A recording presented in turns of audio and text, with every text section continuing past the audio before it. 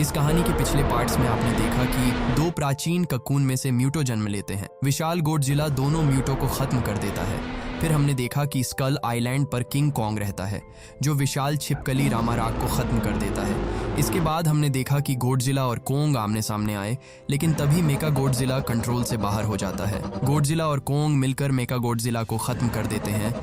Godzilla वापस समुद्र की गहराइयों में चला जाता है, जबकि कोंग को आखिरकार होलो अर्थ में उसका असली घर मिल जाता है। इस पूरी कहानी के पिछले पार्ट्स देखने के लिए ऊपर आई बटन पर क्लिक करें। और अब कहानी की शुरुआत होती है उसी होलो अर्थ से, जहां हम देखते हैं कि कोंग के पीछे कई सारे विशाल भेड़िए जैसे दिखने वाले खतरनाक शिकारी जीव पड़ जाते हैं। ये कोई आम जानवर नहीं होते, बल्कि बेहद खतरनाक और तेज शिकारी होते हैं, जो हमेशा झुंड बनाकर अपने शिकार पर हमला करते हैं। कोंग उन्हें देखकर तेजी से भागने लगता है। वो पहाड़ों और घने जंगलों के बीच से निकलता हुआ अपनी जान बचाने की कोशिश कर रहा होता है, लेकिन तभी अचानक उसके सामने एक गहरी खाई आ जाती है, जहां आगे का रास्ता पूरी तरह खत्म हो जाता है। अब कोंग वहीं रुक जाता है। उसे समझ आ जाता है कि अब उसके पास लड़ने के अलावा कोई दूसरा रास्ता नहीं बचा है। पीछे से सारे विशाल भेड़िए उसे चारों तरफ से घेर लेते हैं और धीरे धीरे उसकी तरफ बढ़ने लगते हैं। तभी कोंग अपने पास पड़ा एक भारी पत्थर उठाता है और पूरी ताकत से उन भेड़ियों की तरफ फेंक देता है। पत्थर इतनी जबरदस्त ताकत से जमीन पर गिरता है कि वहां की जमीन फट जाती है और उसके नीचे एक बड़ा सा गड्ढा बन जाता है। उसी गड्ढे में गिरकर कुछ भेड़िए वहीं मारे जाते हैं। ये देखकर बाकी भेड़िए और भी ज्यादा गुस्से में आ जाते हैं और कोंग की तरफ हमला करने के लिए बढ़ने लगते हैं। अब कोंग गुस्से में आकर जमीन पर पड़े एक मरे हुए भेड़िए को उठाता है, फिर एक खतरनाक दहाड़ के साथ उसे दोनों हाथों से पकड़कर खींचता है और एक ही झटके में उसके 2 टुकड़े कर देता है। ये डरावना नजारा देखकर बाकी सारे भेड़िए दुम दबाकर वहां से भाग जाते हैं। इसके बाद कोंग अपने शिकार को लेकर वापस अपनी गुफा की तरफ जाता है। वहां पहुंचकर वो उस भेड़िए का मांस खाने लगता है, लेकिन तभी उसके दांत में तेज दर्द उठता है। कोंग गुस्से में खाना छोड़ देता है और परेशान होकर बैठ जाता है। कोंग की हालत देखकर मोनार्क टीम समझ जाती है कि उसके दांत में इन्फेक्शन हो चुका है। इसलिए इलेन तुरंत ट्रैपर को बुलाती है, जो टाइटंस का डॉक्टर होता है। ट्रैपर कोंग के पास पहुंचकर उसका खराब दांत निकालता है और उसकी जगह एक नया मजबूत नकली दांत लगा देता है। इलाज के दौरान कोंग काफी परेशान होता है, लेकिन जिया उसे शांत रहने का इशारा करती है। जिया को देखकर कोंग खुद को संभाल लेता है और नया दांत लगते ही उसकी तकलीफ काफी कम हो जाती है। अब हम देखते हैं मोनार्क की रिसर्च टीम को, जहां डॉक्टर इलेन एंड्रूज एक इंटरव्यू में बताती है कि हम अब तक होलो अर्थ का सिर्फ 5% हिस्सा ही मैप कर पाए हैं। इसी दौरान इलेन ये भी बताती है कि समुद्र की गहराइयों में गोडजिला मौजूद है, जो अब भी दुनिया में आने वाले हर खतरे पर नजर रखता है। तभी हमें इटली के रोम शहर दिखाया जाता है, जहां पर अचानक स्काइला नाम की एक विशाल टाइटन स्पाइडर हमला कर देती है। उसके भारी पैर शहर के बीचों बीच गिरते हैं और लोग जान बचाकर इधर उधर भागने लगते हैं, लेकिन इस हमले की भनक धरती के रक्षक घोड़जिला को लग जाती है। कुछ ही देर में घोड़जिला समुद्र से बाहर निकलता है और एक जोरदार दहाड़ के साथ स्काइला स्पाइडर की तरफ बढ़ता है। स्काइला भी उसे देखकर अपने जबड़े और टेंटिकल्स फैलाकर लड़ाई के लिए तैयार हो जाती है। अब दोनों एक दूसरे के आमने सामने आते हैं और उनके बीच भयंकर लड़ाई शुरू हो जाती है। गोडजिला स्काइला को उठाकर इमारतों पर पटक देता है और फिर उसके ऊपर चढ़कर उसे दबाने लगता है, लेकिन स्काइला अपने टेंटिकल्स से गोडजिला का मुंह जकड़ लेती है ताकि वो अपनी न्यूक्लियर पावर इस्तेमाल न कर सके। कुछ देर के लिए गोडजिला फंस जाता है, लेकिन फिर वो अपनी पूरी ताकत लगाकर रेडिएशन वाली पावर छोड़ता है और स्काइला को वहीं खत्म कर देता है। स्काइला के मरते ही रोम शहर में फैली दहशत शांत हो जाती है, लेकिन गोडजिला वहां से जाता नहीं। वो आगे बढ़कर कोलोसियम के अंदर चला जाता है और वहीं जाकर आराम करने लगता है। इसके बाद हम देखते हैं जिया को, जो अपनी क्लास में बैठी होती है। अचानक उसे अजीब अजीब विजन दिखाई देने लगते हैं। वो घबरा जाती है और अपनी कॉपी पर कुछ रहस्यमयी चित्र बनाने लगती है। टीचर को लगता है कि जिया के साथ कोई मेडिकल प्रॉब्लम है, इसलिए वो इसकी शिकायत डॉक्टर इलेन से करती है। लेकिन इलेन जब जिया की बनाई हुई ड्राइंग देखती है तो उसे समझ आ जाता है कि ये कोई आम चित्र नहीं है। ठीक उसी समय मोनार्क के होलो अर्थ आउटपोस्ट में भी अजीब घटना शुरू हो जाती है। वहां लगे सिस्टम अचानक खराब होने लगते हैं। मशीनें अपने आप बंद होने लगती हैं और कंट्रोल रूम में अफरा तफरी मच जाती है। मोनार्क टीम को पहली बार होलो अर्थ के अंदर से ऐसा अजीब सिग्नल मिलता है जो सीधे जिया के विजन से जुड़ा हुआ लगता है। इलेन समझ जाती है कि जिया के विजन और होलो अर्थ में हो रही हलचल दोनों एक दूसरे से जुड़े हुए हैं। उधर रात के समय घोड़जिला को फिर से दिखाया जाता है, जो रोम के कोलोसियम में गहरी नींद में सो रहा होता है। असल में वो सिर्फ आराम नहीं बल्कि अपनी एनर्जी बचा रहा होता है, क्योंकि उसे भी महसूस हो चुका होता है कि धरती के अंदर कोई बड़ा खतरा जागने वाला है। रात में इलेन जिया के बनाए हुए निशानों को ध्यान से देखती है। उसे धीरे धीरे समझ आने लगता है कि ये सिर्फ एक बच्ची की ड्राइंग नहीं है, बल्कि होलो अर्थ से आया हुआ कोई सिग्नल है। और यही से इलेन को भी एहसास हो जाता है कि दुनिया पर कोई खतरनाक खतरा आने वाला है। इसके बाद घोड़जिला अचानक कोलोसियम से उठता है और रोम शहर को छोड़कर समुद्र की तरफ बढ़ने लगता है। मोनार्क की टीम उसकी हर मूव में ट्रैक कर रही होती है, लेकिन किसी को समझ नहीं आता कि घोड़जिला अब कहाँ जा रहा है। कुछ ही समय बाद घोड़जिला फ्रांस के एक न्यूक्लियर प्लांट के पास पहुंचकर वो प्लांट पर हमला कर देता है और अंदर मौजूद रेडिएशन को अपने अंदर खींचने लगता है। मोनार्क टीम ये देखकर हैरान रह जाती है, क्योंकि घोड़जिला ऐसा तभी करता है जब उसे अपनी ताकत बढ़ानी होती है। इलेन और पूरी मोनार्क टीम समझ जाती है कि घोड़जिला किसी बड़े खतरे की तैयारी कर रहा है। अब कहानी फिर से कोंग पर आती है, जो होलो अर्थ के अंदर अपने जैसे किसी और की तलाश में आगे बढ़ रहा होता है। चलते चलते उसे जमीन के अंदर एक बड़ा सा गड्ढा दिखाई देता है। कोंग उस गड्ढे के पास जाकर अंदर झांकता है, तभी नीचे से कुछ अजीब आवाजें सुनाई देती हैं। कोंग बिना डरे उस गड्ढे के अंदर उतर जाता है।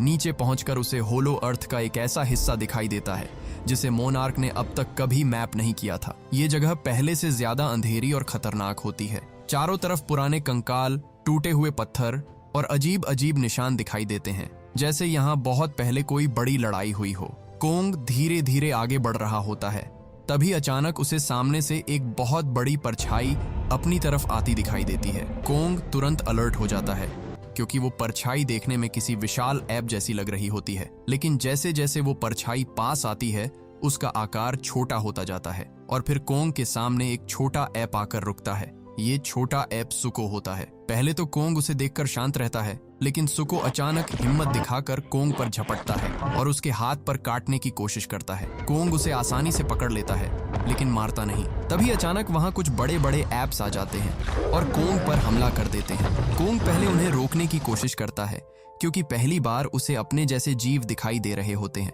लेकिन जब वो लगातार उस पर हमला करते हैं, तो कोंग भी गुस्से में आ जाता है और एक एक करके उन्हें जमीन पर पटकने लगता है।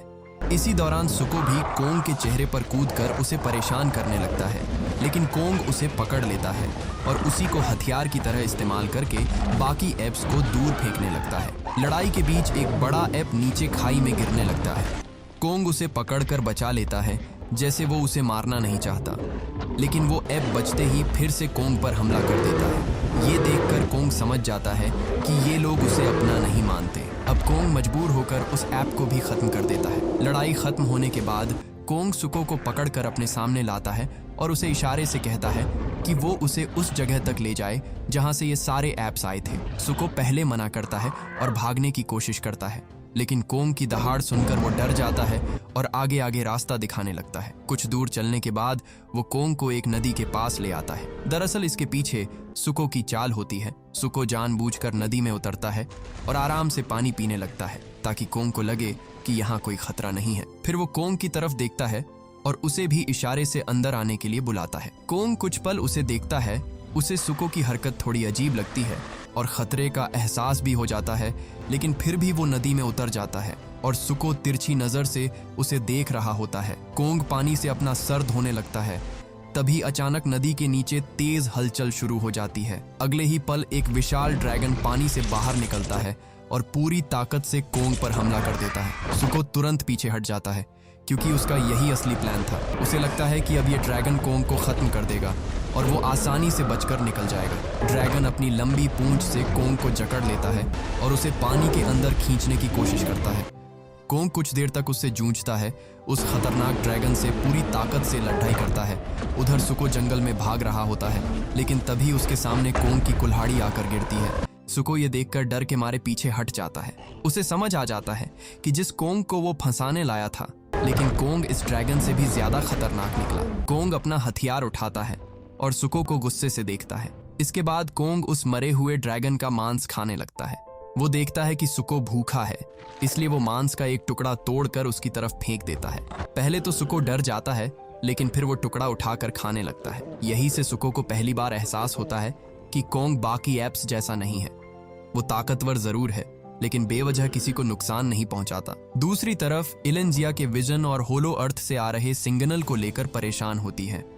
वो समझ जाती है कि अब इस सिग्नल का पता लगाना जरूरी है, इसीलिए इलेन ट्रैपर नाम के एक टाइटन डॉक्टर से मिलने जाती है। ट्रैपर वही आदमी होता है जिसने पहले कोंग का दांत ठीक किया था और वो टाइटन्स के बारे में काफी अच्छे से जानता है। इलेन उसे जिया के विजन और होलो अर्थ से आ रहे सिग्नल के बारे में बताती है। ट्रैपर ये सब सुनकर कहता है कि अगर ये सिग्नल सच में होलो अर्थ से आ रहा है तो वहां कुछ बहुत बड़ा छुपा हुआ है। अब इलेन फैसला करती है कि वो खुद होलो अर्थ के अंदर जाकर इस सिग्नल का पता लगाएगी। इस मिशन में उसके साथ जिया, ट्रैपर और बर्नी भी शामिल होते हैं। बर्नी को टाइटन्स से जुड़ी चीजों में काफी जानकारी पहले से होती है। वो इस मिशन पर जाने के लिए तुरंत तैयार हो जाता है। इसके बाद सभी लोग मोनार्क की फ्लाइंग व्हीकल्स में बैठकर होलो अर्थ के अंदर जाने के लिए निकल पड़ते हैं। कुछ समय बाद टीम होलो अर्थ के अंदर पहुंच जाती है। वहां का नजारा पहले जैसा खूबसूरत नहीं, बल्कि काफी डरावना और सुनसान होता है। जैसे ही वो मोनार्क के आउटपोस्ट तक पहुंचते हैं, वहां का पूरा बेस तबाह मिलता है। चारों तरफ मशीनें टूटी हुई होती हैं,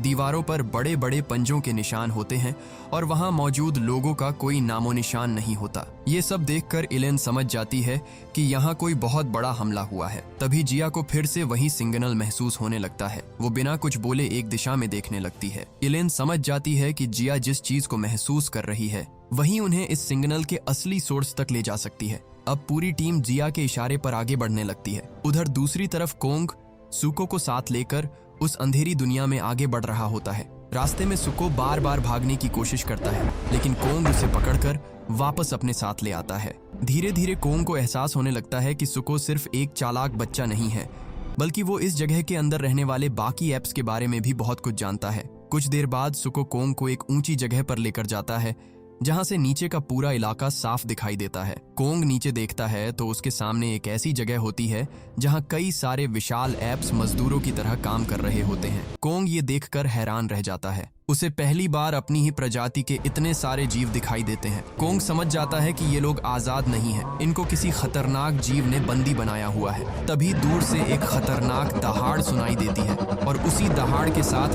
वहां एंट्री होती है स्कार किंग की। स्कार किंग को देखते ही वहां मौजूद सारे एप्स डरकर चुप हो जाते हैं। उसके हाथ में हड्डी से बना एक लंबा हथियार होता है और उसके चेहरे पर ऐसा घमंड दिखाई देता है जैसे वो इस पूरी जगह का मालिक हो। कोंग उसे देखते ही समझ जाता है कि स्कार किंग ने ही इन सारे एप्स को कैदी बनाकर रखा हुआ है। स्कार किंग धीरे धीरे कोंग के पास आता है और उसे ऊपर से नीचे तक देखने लगता है। फिर उसकी नजर कोंग के नए दांत पर जाती है। वो उस दांत को देखकर हंसने लगता है, जैसे वो कोंग का मजाक उड़ा रहा हो।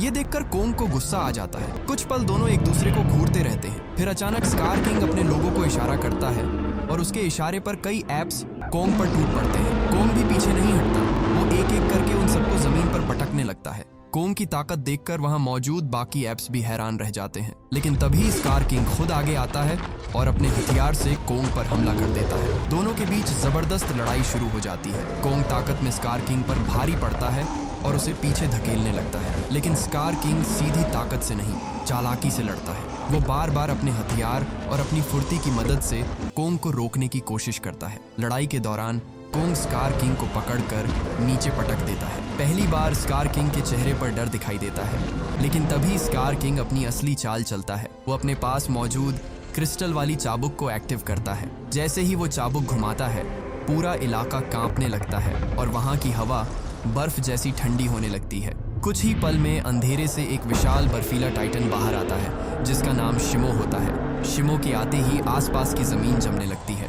उसे देखकर कोंग भी कुछ पल के लिए रुक जाता है, क्योंकि शिमो आकार में बहुत बड़ा और बेहद खतरनाक होता है। कोंग जल्दी समझ जाता है कि शिमो अपनी मर्जी से नहीं लड़ रहा, बल्कि स्कार किंग उसे उस क्रिस्टल वाली चाबुक से कंट्रोल कर रहा है। स्कार किंग शिमो को कोंग पर हमला करने का आदेश देता है। शिमो तुरंत अपनी बर्फीली सांस से कोंग पर वार करता है। कोंग खुद को बचाने की कोशिश करता है, लेकिन उस हमले से उसका हाथ बुरी तरह जमने लगता है। कोंग दर्द में पीछे हटता है। उसका हाथ लगभग बेकार हो चुका होता है और अब वो पहले जैसी ताकत से लड़ भी नहीं पा रहा होता। सुको ये सब देखकर डर जाता है, लेकिन इस बार वो कोंग को छोड़कर भागता नहीं। वो कोंग को वहां से निकलने का रास्ता दिखाता है। कोंग किसी तरह खुद को संभालता है और सुको के साथ वहां से भाग निकलता है। कोंग की कुल्हाड़ी भी वहीं छूट जाती है, जिसे स्कार किंग ले लेता है। स्कार किंग उन्हें जाते हुए देखता है और गुस्से में दहाड़ता है और अपनी एप्स की सेना को उसके पीछे भेजता है। उधर दूसरी तरफ इलेन, जिया, ट्रैपर और बर्नी उस रहस्यमयी सिग्नल का पीछा करते हुए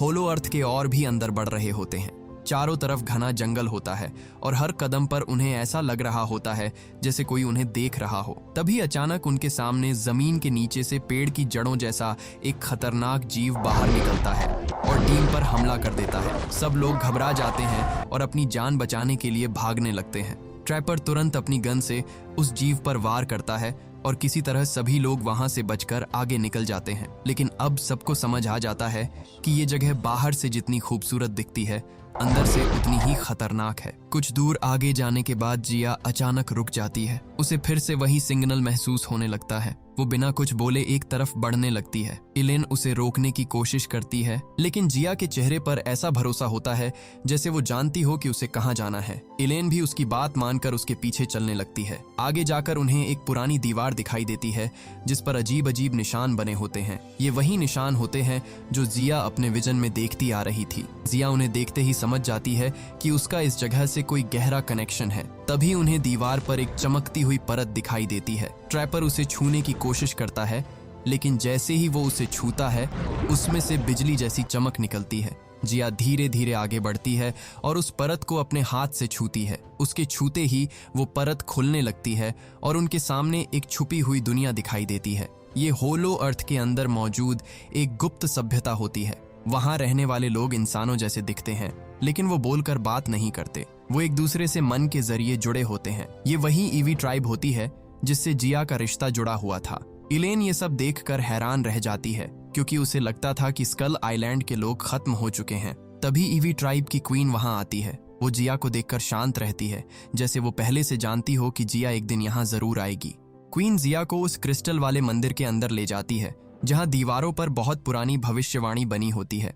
इलेन, ट्रैपर और बर्नी भी उनके पीछे पीछे अंदर जाते हैं। उन निशानों में साफ दिखाया गया होता है कि जब स्कार किंग और शिमो दोबारा आजाद होने की कोशिश करेंगे, तब ईवी ट्राइब की आखिरी बची हुई बच्ची एक पुराने रक्षक को जगाएगी। इलेन उन निशानों को देखकर समझती है कि ये रक्षक कोई और नहीं बल्कि मोथरा है। ईवी ट्राइब के लोग जिया को उसी जगह ले जाते हैं जहां मोथरा की ऊर्जा सालों से छुपी हुई होती है। जिया जैसे ही उस क्रिस्टल को छूती है, पूरे मंदिर में तेज रोशनी फैल जाती है। जमीन कांपने लगती है और आसमान से चमकती हुई रोशनी नीचे उतरने लगती है। कुछ ही पल बाद उसी रोशनी के बीच मोथरा जाग जाती है। मोथरा को देखकर इलेन, ट्रैपर और बर्नी हैरान रह जाते हैं। जिया समझ जाती है कि उसे जो विजन्स आ रहे थे वो मोथरा को जगाने का संकेत भी थे। अब ईवी ट्राइब को उम्मीद मिल जाती है, क्योंकि उन्हें पता होता है कि स्कार किंग और शिमो जैसे खतरे को रोकने के लिए सिर्फ कोंग नहीं बल्कि गोडजिला और मोथरा की मदद भी जरूरी होगी। इलेन को यह भी पता चलता है कि शिमो कोई बुरी टाइटन नहीं है। स्कार किंग उसे दर्द देकर और अपने क्रिस्टल वाली चाबुक से कंट्रोल करता है। ये सुनकर जिया का चेहरा उदास हो जाता है, क्योंकि उसे समझ आ जाता है कि जैसे कोंग अकेला था, वैसे ही शिमो भी कैद में है। उसी समय कोंग भी घायल हालत में सुको के साथ ईवी लोगों के पास पहुंच जाता है। जिया जैसे ही कोंग को देखती है, वो घबरा जाती है और तुरंत उसके पास भागती है। कोंग का हाथ बुरी तरह जम चुका होता है और वो ठीक से खड़ा भी नहीं हो पा रहा होता। जिया इशारों में उससे पूछती है कि ये सब किसने किया।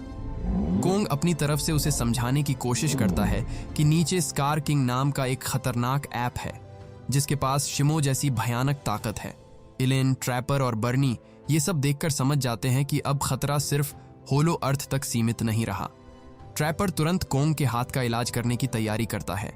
वो बताता है कि कोंग का हाथ बहुत ज्यादा डैमेज हो चुका है और अगर जल्द कुछ नहीं किया गया तो कोंग लड़ने लायक नहीं बचेगा। इसके बाद ट्रैपर मोनार्क की मदद से कोंग के लिए एक बड़ा सा मैकेनिकल ग्लव तैयार करता है। ये ग्लव कोंग के घायल हाथ को सपोर्ट भी देता है और उसकी ताकत को कई गुना बढ़ा भी देता है। जैसे ही ये ग्लव कोंग के हाथ में लगाया जाता है, उसे तेज दर्द होता है। जिया उसे शांत रहने का इशारा करती है। कोंग जिया की तरफ देखता है और खुद को संभाल लेता है। कुछ ही देर बाद कोंग अपना नया हाथ जमीन पर मारकर देखता है। जमीन कांप उठती है। कोंग को समझ आ जाता है कि अब वो फिर से लड़ने के लिए तैयार है, लेकिन तभी सुको घबराया हुआ इशारा करता है। वो बताता है कि स्कार किंग शिमो और अपनी सेना के साथ इसी तरफ आ रहा है। अब इलेन समझ जाती है कि उन्हें सिर्फ बचना नहीं बल्कि स्कार किंग को रोकना होगा, क्योंकि अगर वो होलो अर्थ से बाहर निकल गया तो धरती की सतह पर ऐसी तबाही मचेगी जिसे कोई रोक नहीं पाएगा। उधर दूसरी तरफ गोडजिला को दिखाया जाता है, जो फ्रांस के न्यूक्लियर प्लांट से रेडिएशन सोखने के बाद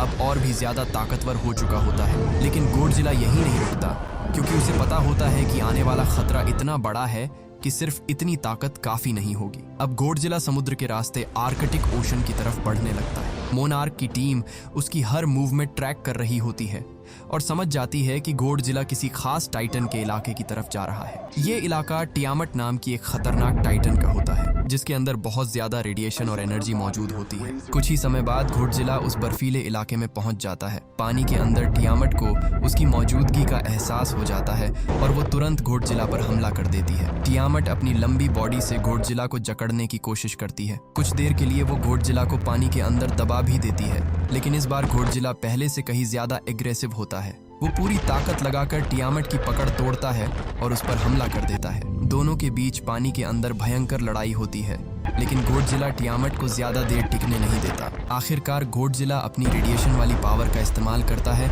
और टियामट को वही खत्म कर देता है। टियामट के मरते ही गोडजिला उसके इलाके में मौजूद रेडिएशन को अपने अंदर खींचने लगता है। धीरे धीरे उसकी पूरी बॉडी पहले से ज्यादा चमकने लगती है। अब गोडजिला पूरी तरह सुपरचार्ज हो चुका होता है। उधर होलो अर्थ में कोंग, जिया, इलेन, ट्रैपर और बर्नी को पता चल चुका होता है कि स्कार किंग अपनी सेना और शिमो को लेकर ईवी ट्राइब की तरफ बढ़ रहा है। इलेन समझ जाती है कि अगर स्कार किंग यहाँ से बाहर निकल गया तो वो धरती की सतह तक पहुंच जाएगा, और अगर उसके साथ शिमो भी रही तो पूरी दुनिया बर्फ और तबाही में बदल सकती है। जिया कोंग को इशारों में समझाती है कि इस लड़ाई में उसे गोडजिला की मदद चाहिए होगी। कोंग पहले उसकी बात सुनकर रुक जाता है, क्योंकि कोंग और गोडजिला के बीच पुरानी दुश्मनी रह चुकी होती है। लेकिन जिया उसे समझाती है कि इस बार लड़ाई गोडजिला से नहीं बल्कि स्कार किंग से है। कोंग भी समझ जाता है कि शिमो और स्कार किंग को अकेले रोकना उसके लिए आसान नहीं होगा, इसलिए वो फैसला करता है कि उसे गोडजिला को होलो अर्थ में लाना ही पड़ेगा।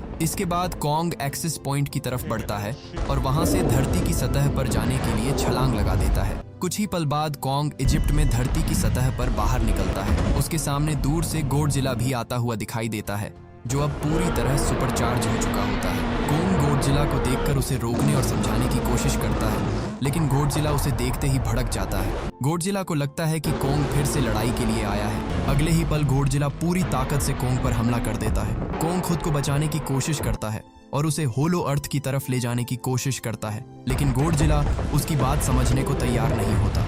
गोडजिला कोंग को पकड़कर जोरदार तरीके से जमीन पर पटक देता है। अब कोंग समझ जाता है कि बिना जवाब दिए गोडजिला शांत नहीं होगा। वो अपने नए मैकेनिकल ग्लव का इस्तेमाल करता है और गोडजिला के चेहरे पर एक जोरदार पंच मारता है। इस पंच से गोडजिला कुछ पल के लिए पीछे हट जाता है, लेकिन उसका गुस्सा और बढ़ जाता है। गोडजिला अपनी न्यूक्लियर पावर चार्ज करता है और कोंग पर हमला करने के लिए तैयार हो जाता है। कोंग किसी तरह पिरामिडों के बीच भागकर खुद को बचाने की कोशिश करता है, लेकिन गोडजिला लगातार उस पर भारी पड़ने लगता है। तभी आसमान से मोथरा की एंट्री होती है। मोथरा दोनों के बीच आकर उन्हें रोक देती है। उसकी मौजूदगी से गोडजिला भी कुछ पल के लिए शांत हो जाता है। जिया भी मोथरा के साथ वहां पहुंचती है और गोडजिला को समझाने की कोशिश करती है कि असली खतरा कोंग नहीं बल्कि स्कार किंग है। गोडजिला भी अब समझ जाता है कि कोंग उससे लड़ने नहीं बल्कि मदद मांगने आया है। अब दोनों की दुश्मनी कुछ पल के लिए खत्म हो जाती है, क्योंकि सामने खतरा उनसे भी बड़ा होता है। इसके बाद कोंग, गोडजिला और मोथरा वापस होलो अर्थ की तरफ बढ़ते हैं ताकि स्कार किंग और शिमो को रोका जा सके। उधर होलो अर्थ में स्कार किंग अपनी सेना के साथ ईवी ट्राइब के इलाके तक पहुंच चुका होता है। उसके साथ शिमो भी होती है, जिसे वो अपनी क्रिस्टल वाली चाबुक से कंट्रोल कर रहा होता है। स्कार किंग ईवी ट्राइब की दुनिया को देखकर खुश होता है, क्योंकि उसे समझ आ जाता है कि अब वो इस रास्ते से धरती की सतह तक पहुंच सकता है। ईवी ट्राइब के लोग अपनी जगह को बचाने के लिए एक पुरानी मशीनरी और क्रिस्टल सिस्टम को एक्टिव करने लगते हैं। बर्नी समझाता है कि ये सिस्टम कुछ समय के लिए ग्रेविटी को बदल सकता है ताकि स्कार किंग को रोका जा सके, लेकिन स्कार किंग शिमो को आदेश देता है और शिमो अपनी बर्फीली सांस से उस क्रिस्टल सिस्टम को जमाने लगती है। अब सबकी उम्मीद टूटने लगती है। तभी पोर्टल से कोंग, गोडजिला और मोथरा की एंट्री होती है। स्कार किंग अपनी क्रिस्टल वाली चाबुक घुमाकर कोंग पर हमला करता है, लेकिन इस बार कोंग पहले जैसा कमजोर नहीं होता। उसके हाथ में मोनार्क का नया ग्लव होता है। कोंग स्कार किंग के हर वार को रोकता है और फिर एक जोरदार पंच मारकर उसे पीछे फेंक देता है। उधर शिमो गोडजिला पर अपनी बर्फीली सांस छोड़ती है। गोडजिला कुछ पल के लिए जमने लगता है, लेकिन अब वो पूरी तरह सुपरचार्ज हो चुका होता है। वो अपनी पूरी रेडिएशन पावर छोड़ता है और खुद को उस बर्फ से आजाद कर लेता है। दोनों तरफ भयंकर टक्कर चल रही होती है, लेकिन तभी ईवी ट्राइब का क्रिस्टल सिस्टम पूरी तरह एक्टिव हो जाता है और पूरे इलाके की ग्रेविटी बदलने लगती है। अचानक वहां मौजूद बड़े बड़े पत्थर, टूटे हुए टुकड़े और मशीनों के हिस्से हवा में उठने लगते हैं।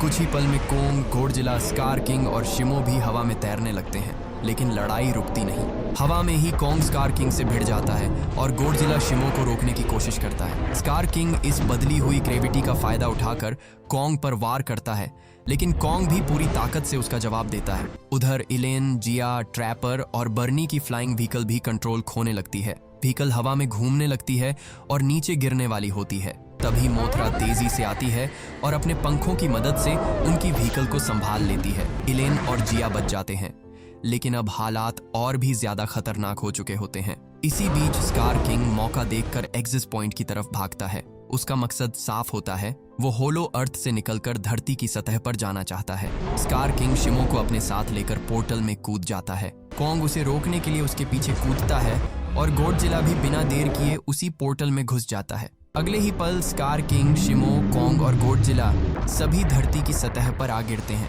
अब लड़ाई होलो अर्थ से निकलकर इंसानों की दुनिया में पहुंच चुकी होती है। ये जगह होती है ब्राजील का शहर रियो डी जेनेरो, जहां ऊंची ऊंची इमारतों, सड़कों और भागते हुए लोगों के बीच अचानक टाइटन्स की ये भयानक लड़ाई शुरू हो जाती है। स्कार किंग पहली बार इंसानों की दुनिया को देखता है। उसके चेहरे पर खुशी दिखाई देती है, जैसे उसे अपना नया राज्य मिल गया हो। वो अपनी क्रिस्टल वाली चाबुक से शिमो को दर्द देकर कंट्रोल करता है और उसे रियो शहर पर हमला करने का आदेश देता है। शिमो मजबूरी में अपनी बर्फीली सांस छोड़ती है, जिससे इमारतें जमने लगती हैं और पूरा शहर बर्फ में बदलने लगता है।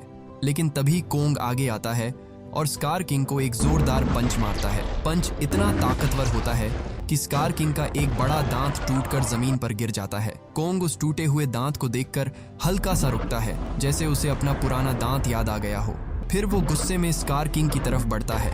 उधर गोडजिला शिमो से लड़ रहा होता है। शिमो आकार में बहुत बड़ी होती है और उसकी बर्फीली पावर गोडजिला को रोकने की कोशिश करती है, लेकिन गोडजिला अब अपने सबसे खतरनाक रूप में आ चुका होता है। वो अपनी सुपरचार्ज पावर से शिमो पर हमला करता है और उसे पीछे धकेल देता है, लेकिन स्कार किंग फिर से अपनी चाबुक घुमाता है और शिमो को दर्द देकर कोंग पर हमला करवाता है। शिमो कोंग को अपने जबड़ों में पकड़कर इमारतों के बीच घसीटने लगती है। कोंग पूरी ताकत लगाकर खुद को छुड़ाने की कोशिश करता है, लेकिन शिमो बहुत ताकतवर होती है। तभी गोडजिला शिमो पर वार करता है और कोंग को मौका मिल जाता है। कोंग खुद को छुड़ाकर जमीन पर गिरता है और तुरंत उठकर स्कार किंग की तरफ भागता है। स्कार किंग अपनी चाबुक से फिर हमला करने वाला होता है, लेकिन इस बार कोंग का ध्यान उस क्रिस्टल पर होता है जिससे वो शिमो को कंट्रोल कर रहा होता है। कोंग उस क्रिस्टल को छीनने की कोशिश करता है, लेकिन स्कार किंग चालाकी से पीछे हट जाता है। तभी सुको भी वहां पहुंच जाता है। उसके हाथ में कोंग की कुल्हाड़ी होती है, जो होलो अर्थ में पीछे रह गई थी। सुको पूरी हिम्मत लगाकर कुल्हाड़ी कोंग की तरफ फेंकता है। कोंग कुल्हाड़ी पकड़ता है और बिना समय गवाए स्कार किंग की क्रिस्टल चाबुक पर जोरदार वार करता है। वार इतना तेज होता है कि क्रिस्टल टूट जाता है। क्रिस्टल टूटते ही शिमो पर स्कार किंग का कंट्रोल खत्म होने लगता है। शिमो पहली बार अपनी मर्जी से सांस लेती है और दर्द से आजाद होकर स्कार किंग की तरफ देखती है। स्कार किंग समझ जाता है कि अब उसकी सबसे बड़ी ताकत उसके हाथ से निकल चुकी है। वो गुस्से में सुको को पकड़ लेता है और उसे जमीन पर पटकने की कोशिश करता है, लेकिन कोंग तुरंत आगे बढ़ता है और स्कार किंग को पकड़कर दूर फेंक देता है। अब कोंग और गोडजिला दोनों स्कार किंग के सामने खड़े होते हैं। स्कार किंग पीछे हटता है, गोडजिला जोरदार दहाड़ लगाता है और शिमो उसकी तरफ देखती है। अब शिमो समझ चुकी होती है कि असली दुश्मन कौन है। शिमो अपनी बर्फीली सांस सीधे स्कार किंग पर छोड़ती है। कुछ ही सेकंड में स्कार किंग पूरी तरह बर्फ में जम जाता है। कोंग आगे बढ़ता है, उसे पकड़ता है और पूरी ताकत से जमीन पर पटक देता है। स्कार किंग बर्फ के टुकड़ों की तरह टूटकर खत्म हो जाता है। शिमो अब आजाद हो चुकी होती है, लेकिन उसके हमले की वजह से रियो शहर और आसपास का इलाका बर्फ में जमने लगता है। अगर ये ठंड फैलती रहती तो पूरी दुनिया के लिए बड़ा खतरा बन सकती थी। तभी गोडजिला आगे आता है और अपनी सुपरचार्ज पावर से उस बर्फीली तबाही को रोकना शुरू करता है। उसकी रेडिएशन वाली ताकत धीरे धीरे शिमो की फैलाई हुई ठंड को खत्म करने लगती है और रियो शहर फिर से सामान्य होने लगता है। इसके बाद गोडजिला कुछ पल कोंग और शिमो को देखता है। अब उसे समझ आ जाता है कि असली खतरा खत्म हो चुका है। वो एक जोरदार दहाड़ लगाता है और फिर समुद्र की तरफ बढ़ जाता है, जैसे धरती का ये रक्षक अगला खतरा आने तक फिर से गहराइयों में लौट रहा हो। मोथरा भी धीरे धीरे वापस होलो अर्थ की तरफ चली जाती है और ईवी ट्राइब अपनी छुपी हुई दुनिया को फिर से बंद कर देती है ताकि वो बाहरी दुनिया से सुरक्षित रह सके। उधर कोंग सुको और शिमो के साथ वापस होलो अर्थ में लौटता है। इस बार कोंग अकेला नहीं होता। जिस होलो अर्थ में वो अब तक अपने लोगों को ढूंढता फिर रहा था, उसी जगह अब उसे अपनी प्रजाति, अपना परिवार और अपना असली राज्य मिल चुका होता है। इधर इलेन जिया को गले लगा लेती है। जिया को अपने लोगों की पहचान जरूर मिल गई थी, लेकिन इलेन के लिए वो आज भी उसकी बेटी ही थी। और इसी के साथ ये कहानी यही खत्म हो जाती है। हमारे साथ हमेशा ऐसे ही जुड़े रहने के लिए हमारे चैनल द योगी को सब्सक्राइब करें। जल्द मिलेंगे अगले वीडियो में।